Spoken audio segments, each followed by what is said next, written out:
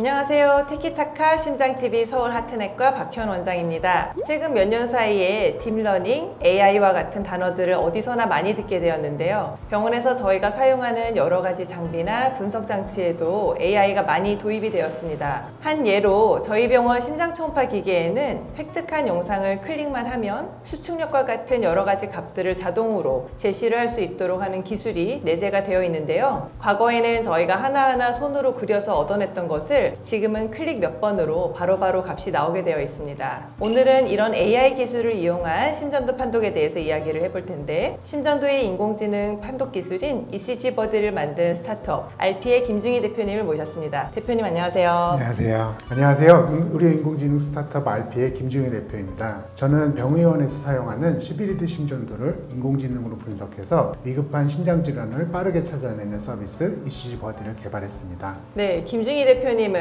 저와 서울의대 동기이기도 하시고 또 현재 분당 서울대학교 병원 응급의학과 교수로 재직 중에 계십니다. 오늘은 RP의 대표로 오셨으니까 제가 대표님으로 호칭을 통일하도록 하겠습니다. 개인적으로 김중희 대표님께서 만드신 ECG버디가 정말 의미가 있는 장소는 다른 곳이 아닌 응급실이라든지 1차 혹은 2차 의료기관들 같은데, 모든 병원의 순환기내과 의사가 상주를 할 수는 없지 않습니까? 그래서 심장 전문의가 보기에 또 어려운 심전도들도 간혹 있고 이렇기 때문에 ECG버디 같은 프로그램들이 아주 유용하게 사용이 될 수 있을 것 같습니다. 먼저 심전도가 어떤 검사고 ECG버디가 어떤 서비스를 제공하는지를 좀 설명을 해주시면 좋을 것 같아요. 12유도 심전도는 심장이 뛰는 전기 신호를 다양한 각도에서 측정해서 심근경색, 부정맥, 전해질 이상 같은 심혈관 이상 및 응급상황 여부를 확인해주는 검사입니다. 검사 시간이 매우 짧고 비용도 저렴해서 병원, 외래든 응급실이든 가장 먼저 시행하는 기본적인 검사입니다. ECG버디는 이렇게 촬영된 11리드 심전도를 인공지능으로 자세히 분석하여 그 결과를 의사가 한눈에 보고 파악하게 해주는 시각화를 제공하는 서비스입니다. 그래서 대표님이 말씀해 주신 대로 12유도 심전도라는 건 환자분들이 병원에 가면 약 10초 정도의 시간을 들여서 가만히 누워 계시면 촬영하게 되는 기본 심전도를 이야기하는 것입니다. 그래서 대표님 말씀대로 심전도를 한 장 찍으면 심장의 전기 신호를 그림으로 그려서 보여주게 되고요. 다른 검사들도 마찬가지지만 특히 심전도는 찍는 것보다 정확하게 해석하는 것이 더 중요한데, ECG버디가 이 해석 부분에 도움을 준다고 생각하시면 됩니다. 제가 이제 써보면 심전도 그림을 캡처를 하면 ECG버디가 AI 분석을 이용해서 이 환자분이 지금 응급인지 아닌지, 심방세동인지 발작성 빅맥인지 이런 부분들을 어느 정도 구분을 해서 결과를 금방 내주거든요. 그래서 외래에서도 아주 유용하지만 검진을 하시는 곳에서도 굉장히 유용하게 도움이 될 수 있는 프로그램이라고 저는 생각을 합니다.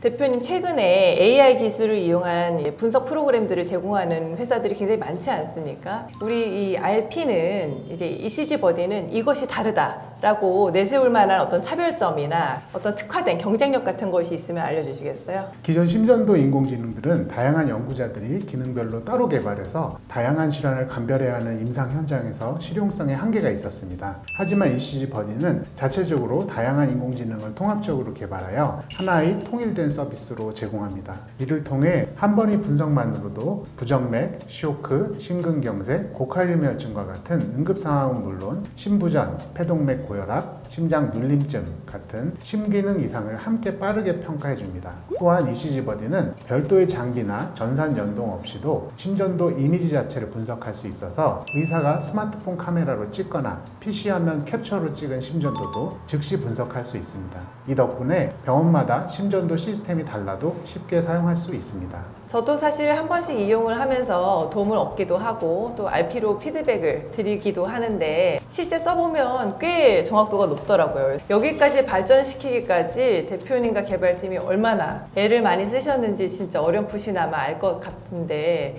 스마트폰이나 PC에서 화면 캡처만으로도 금방 결과를 제공을 해주기 때문에 심전도에 대한 확신이 없거나 좀 헷갈리는 이런 경우에는 편리하게 사용이 가능하겠구나 하고 생각을 했습니다. 물론 저희가 임상적으로 판단을 하게 되는 경우도 많은데요. 저희가 판단을 할 때 어떤 힘을 실어주는 근거가 좀 되기도 하고요. 실제 저희 병원 사례를 말씀을 드리면 얼마 전에 이제 가슴이 아파서 내원하신 환자분이 계셨는데 심전도에서는 아직 명확하게 사실 급성심근경색이라고 할 만한 어떤 특징적인 심전도 소견은 없었거든요. 그런데 이제 임상적으로는 굉장히 전형적인 심근경색증의 증상이었고, 이런 경우에 의사 입장에서는 이게 심장 때문에 생긴 흉통인가 아니면 다른 원인인가, 약을 주고 좀 경과를 봐야 하나, 응급실로 가야 하나, 아니면 외래로 보내야 하나, 이런 부분들을 이제 고민을 하게 되는데, 이런 순간들의 어떤 잠깐의 결정이 이 환자분의 예후, 그리고 어떤 면에서는 생사가 갈릴 수 있는 경우들이 있기 때문에 의사로서는 사실 꽤 부담이 되는 순간들이 있습니다.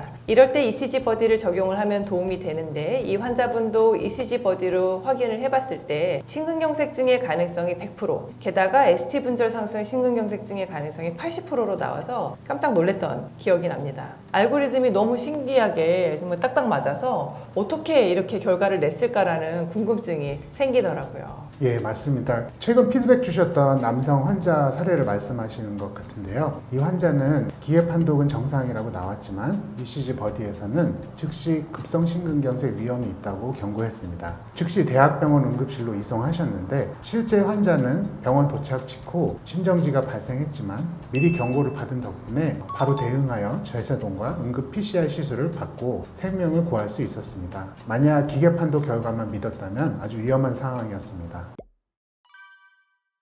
네, 이 환자분 외에도 굉장히 다양한 사례들이 있는데, ECG 버디를 이용을 할 때마다 제가 이제 두 가지 정도를 느끼게 되는데요. 하나는 이제 환자의 병력과 임상적인 부분들을 잘 확인해서 판단을 해야 하고, 역시 기계라는 건 어떤 보조적인 정보를 주는 수단이구나 라는 부분이 되겠고, 이 12유도 심전도가 정상적으로 보여도 임상적인 판단이 종합적으로 내려져야 한다는 점을 다시 한번 상기하게 되는 계기가 되었고요. 두 번째는 AI의 기술이 정말 놀랍게 발전하고 있구나라는 것이었습니다. 사실 예전에는 진찰도 청생기로만 하던 시절이 있지 않았습니까? 근데 초음파라든지 CT 같은 것들이 처음에는 진찰의 보조도구로 사용이 되다가 점점 기계라든지 소프트웨어 같은 부분들이 발전을 하면서 지금은 보다 더 정확하고 많은 정보를 주고 있는데, 앞으로 ECG 버디와 같은 심전도 AI 분석이 병의원에서 어느 정도까지 넓게 활용이 될 수 있을 거라고 보시는지. 지금처럼 응급 상황을 빠르게 선별해내는 데에서 시작해서 앞으로 더 다양한 분야로 확장될 것으로 보입니다. 예를 들어서 건강검진센터나 일반 외래에서도 심부전이나 폐동맥 고혈압 같은 만성질환의 초기 진단과 추적 관찰까지 ECG 버디를 활용하는 사례가 점점 많아지고 있습니다. 기존에 심전도 검사로 확인하기 어려웠던 다양한 영역을 AI가 열어주는 셈이죠.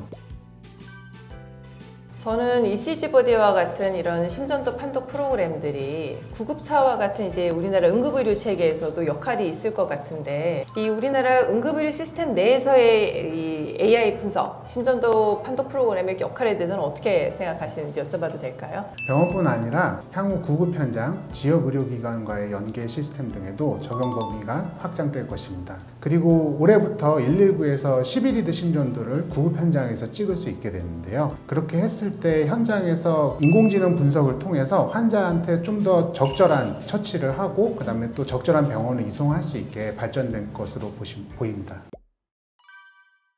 ECG 버디를 사용을 해서 결과가 어떤 식으로 보여지는지 한번 샘플을 보면서 설명해 주시면 더 좋을 것 같은데요. 제가 먼저 심전도를 보여드릴 텐데요. 이 환자분은 일주 전부터 시작된 윤동시 흉통을 주소로 내과에 방문했고, 당일 시행한 심전도는 보시다시피 아주 초기의 심근경색을 생각해 볼 수도 있지만 사실 뚜렷한 변화는 시작되기 전입니다. 이 환자분 심전도를 ECG 버디로 분석해 보면 다음과 같이 급성 심근경색, 심근 손상 등이 세 가지 지표에서 굉장히 높은 점수를 보이는 것을 알 수 있는데요. 실제로 이 환자분은 응급실로 연계되었고 응급시술을 받고 잘 퇴원하신 케이스입니다. 심전도 소견이 너무나 확실하다면 사실 ECG 버디로 분석이 필요 없을 수도 있는데, 이 환자분의 케이스와 같이 아주 미미하거나 애매한 심전도 소견을 보이는 경우에 AI로 분석한 심전도 소견이 판단에 추가적인 도움을 줄 수 있다고 생각합니다. ECG 버디는 심전도의 정확한 분석도 분석이지만 응급환자나 중환자들을 놓치지 않기 위해 사용할 때 더 유용하다고 할 수 있고요. 실제로 임상에서 적용할 때도 간단한 분석 기법으로 생사를 오갈 수 있는 결정을 내리는데 도움을 줄 수 있어서 더욱 의미 있다고 생각합니다. CG버디가 굉장히 이제 실용적이라는 부분은 저도 굉장히 동의를 합니다.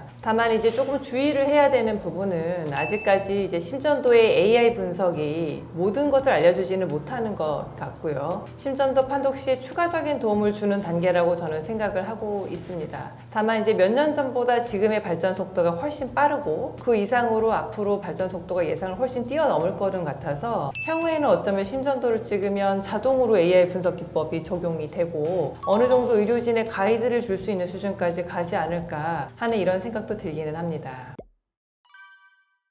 대표님 오늘 여러 가지로 말씀을 많이 주셨는데 마지막으로 이제 보고 계신 시청자분들께 꼭 전하고 싶은 메시지가 있다면 한마디 부탁을 드리겠습니다. 가슴이 아프거나 심장이 두근거리는 증상이 10분 이상 계속된다면 망설이지 말고 바로 병원에 오셔서 CBD 심전도를 꼭 받으십시오. 증상 뒤에 생명이 위협하는 심각한 질환이 숨어 있을 수 있습니다. 저희 ECG버디는 그런 중요한 순간에 한 명의 환자라도 더 살릴 수 있도록 인공지능을 계속 고도화하면서 노력하겠습니다. 대표님 오늘 나와주셔서 너무 감사합니다. ECG버디와 관련된 문의가 있으시면 이제 RP로 연락을 주시면 조금 더 상세하게 설명을 들으실 수 있을 것 같습니다. 오늘은 다소 생소할 수도 있는 주제로 말씀을 나누었는데요. 생소하지만 한편 흥미로우셨을 것으로 생각이 됩니다. 병원에서 찍는 심전도 검사 한 장이 때로는 생명을 살리기도 하고 때로는 두근거림으로 힘들어하는 환자분들의 치료 방향을 결정하는 결정적인 단서를 주기도 합니다. 흉통이나 두근거림, 호흡곤란과 같은 증상이 있다면 심전도를 한 번 정도는 꼭 확인을 해보는 것이 좋겠고 ECG버디를 이용해서 조금 더 세심하게 결과를 해석해 볼 수 있을 것 같습니다. 오늘도 티키타카 심장TV와 함께 해주셔서 감사합니다.